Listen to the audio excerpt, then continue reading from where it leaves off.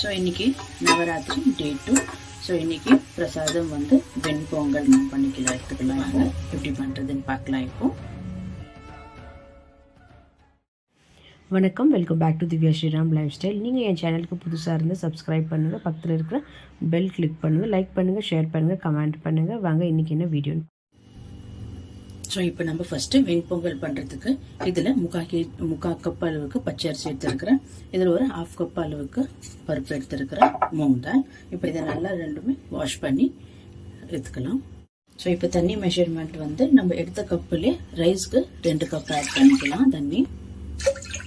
So பருப்பு நம்ம 1/2 cup add பண்ணிக்கிறோம், அதுக்கு 1.5 கப் ஆட் பண்ணிக்கலாம். ஸோ 1.5 கப் தண்ணி ஆட் பண்ணிக்கலாம். இப்போ இதில் தேவையான அளவுக்கு உப்பு கொஞ்சமாக ஆட் பண்ணிடுறேன். வேணுமென்னா நீங்கள் மஞ்சள் பொடி கூட ஆட் பண்ணிக்கலாம். கொஞ்சமாக நானும் உப்பு ஆட் பண்ணிக்கிறேன். இது லிட் போட்டு நல்லா ஒரு 4-5 விசில் நல்லா வச்சு எடுத்துக்கலாம். இது நம்ம இப்போ ஸோ நல்லா வந்துச்சு, இது ப்ரெஷர் அடங்கிடுச்சு. இப்போ நம்ம ஓப்பன் பண்ணி நல்லா இது குழைச்சி விட்டுக்கலாம். பாருங்கள், கரெக்டாக நம்மளுக்கு 4 கப்பு தண்ணி கரெக்டாக இருக்குது. ஸோ இது ஃபஸ்ட்டு நல்லா குழைச்சிக்கணும்.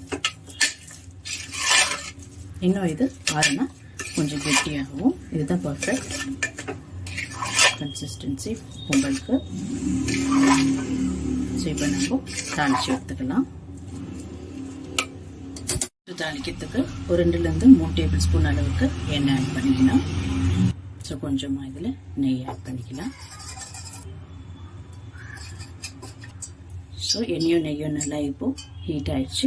இதில் நம்ம ஃபஸ்ட்டு சாப் பண்ணி வச்சுருக்கிற இஞ்சி ஆட் பண்ணிக்கிறேன். உங்களுக்கு தேவையான ஆட் பண்ணிக்கலாம், இல்லைன்னா வேண்டாம். இது கூடவே கொஞ்சமாக ஜீரா ஆட் பண்ணிக்கிறேன்.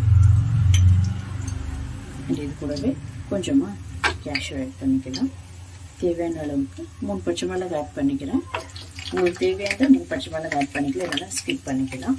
இது கூடவே இப்போ நான் பெப்பர் கொஞ்சமாக க்ரஷ் பண்ணி வச்சுருக்கிறேன், அதை ஆட் பண்ணிக்கிறேன். இது நல்லா இப்போ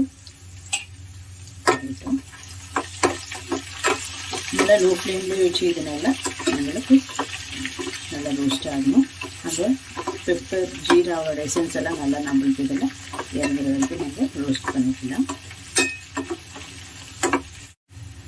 பெருங்காயம் ஆட் பண்ணிக்கிறேன். இதில் ஒரு 2 டேபிள் ஸ்பூன் அளவுக்கு துருவின தேங்காய் ஆட் பண்ணிக்கலாம். ஸோ இப்போ நல்லா கொஞ்சம் ஃப்ரெஷ்ஷான கறிவேப்பிலை கொஞ்சமாக சின்னதாக கட் பண்ணி வச்சுட்டு இப்போ ஸ்டவ் ஆஃப் பண்ணிவிடுங்க.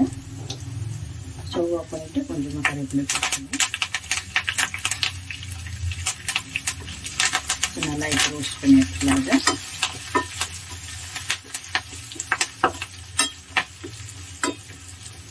ஸோ அவ்வளோதான், இது ரெடி ஆகிடுச்சு. நம்ம பொங்கல் ஆட் பண்ணிக்கலாம். இது இப்போது ஸோ தாளித்து வச்சுருக்கிறது இதில் ஆட் பண்ணிக்கலாம்.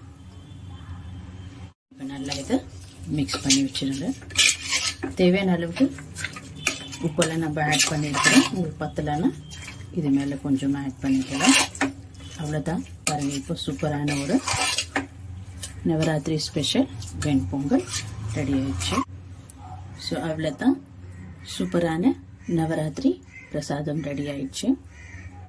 ஸோ உங்களுக்கு இந்த வீடியோ பிடிச்சிருந்தா லைக் பண்ணுங்கள், ஷேர் பண்ணுங்கள், கமெண்ட் பண்ணுங்கள், அண்ட் மறக்காமல் என் சேனலுக்கு சப்ஸ்கிரைப் பண்ணுங்கள். தேங்க்யூ ஃபார் வாட்சிங் திஸ் வீடியோ.